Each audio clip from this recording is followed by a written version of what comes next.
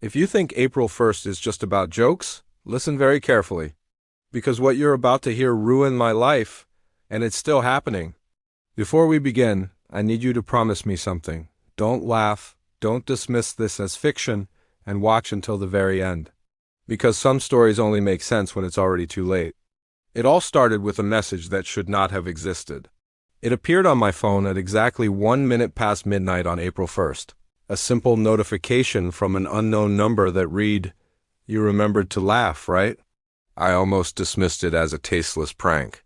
April Fool's jokes had always annoyed me, especially since my sister, Camille, had vanished on that exact date 7 years ago.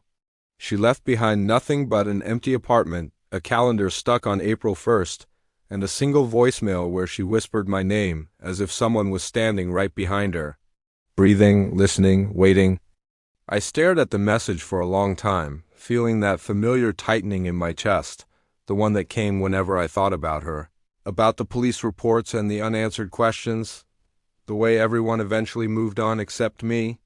I typed back, "Not funny," before turning off my phone and trying to sleep. But the darkness in my room felt thicker than usual, pressing against my eyes. Just as I was drifting off, my phone buzzed again. Another message. "You never did have a sense of humor." It was followed by a photo that made my heart stop. It showed Camille's handwriting on a torn piece of paper. The same looping letters I'd seen 1,000 times growing up. The same handwriting from the note she left on the kitchen table the night she disappeared. And on it were the words, "He's behind you." I sat bolt upright in bed, every muscle locked, my breath shallow. My ears strained for any sound that didn't belong, but the apartment was silent. Too silent, like the air itself was holding its breath. I told myself it had to be fake. A cruel coincidence, someone who had found an old photo online.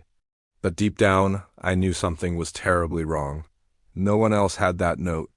No one else had seen it except for me and the police, and they had sealed it away as evidence. When I tried to call the number back, the line was dead, as if it had never existed at all. Over the next few hours, more messages came. Always a minute past midnight, always with that same unsettling tone.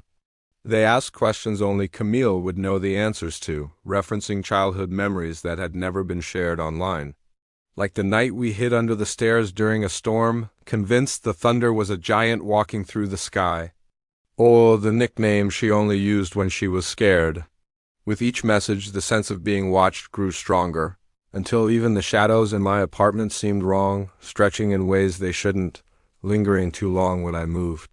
By dawn, I was exhausted, my hands shaking as I scrolled through the messages again and again. That's when I noticed something that made my blood run cold. The timestamps were wrong. Not just by a few minutes, but by years. Some were marked April 1st from the year Camille disappeared. Others were dated even earlier, as if the messages had been sent long ago and only now decided to arrive. Desperate for answers, I went to the old police station where her case had been handled. The place smelled of dust and forgotten files. I asked to see her records again, but the officer on duty just looked at me with confusion. He told me there was no missing person case under her name, that there never had been. When I insisted, when I described her, showed him photos, played the voicemail, his face grew pale. He admitted the voicemail wasn't on the phone anymore. The file I thought I had saved was gone, erased, like it had never existed. I left the station feeling like the ground beneath reality itself was cracking. That night, the messages changed. They became more direct, more urgent, telling me to come home. To the apartment where Camille disappeared. An apartment I had avoided for years, sealed up and abandoned. Every instinct told me not to go, that this was a trap. But another part of me, the part that still woke up expecting to hear her laugh, knew I couldn't ignore it. Not when the last message simply said, "April 1st is almost over." The building was exactly as I remembered it. Peeling paint, flickering lights in the hallway. The door to her apartment still marked with a faint scratch where the police had forced it open.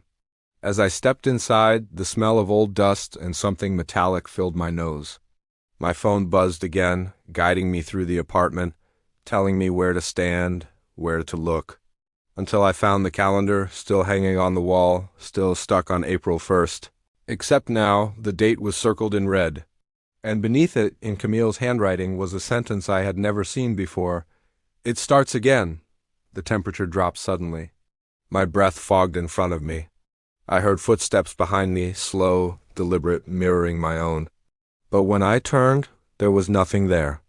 Only the darkness pooling in the corners of the room, growing thicker, heavier. My phone vibrated violently with a final message that read, "He doesn't like being called a joke," and then, without warning, the lights went out. In the pitch black, I felt something brush against my arm, cold and wrong.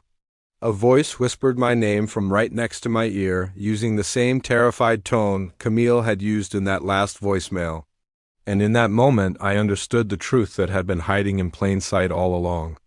Camille hadn't been taken. She hadn't run away. She had been chosen, just like I was now. Chosen by something that lived in the space between moments. Something that fed on disbelief, on laughter, on the dismissal of fear as a joke. Something that used April 1st as a door, because on that day, no one believes what they see, what they hear, what they feel. As the darkness closed in, as the voice begged me to remember, to believe, to not laugh it off like everyone else had, my phone slipped from my hand and shattered on the floor. The screen stayed lit just long enough to show one last message. It was sent not to me, but from me, dated April 1st of next year. It read simply, "It wasn't a joke." When the lights flickered back on, the apartment was empty. The calendar was gone, the walls were bare, as if no one had ever lived there at all. When the police found the apartment the next morning, responding to a call from a neighbor about strange noises, they found no sign of me. No phone, no evidence.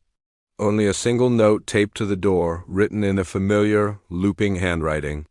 It warned anyone who read it to take April 1st seriously. Because some jokes are told by things that are very real, very patient, and always listening. If this story disturbed you, don't ignore that feeling. Like this video, subscribe, and leave a comment saying, "I believe." Because the worst thing you can do is pretend it's not real.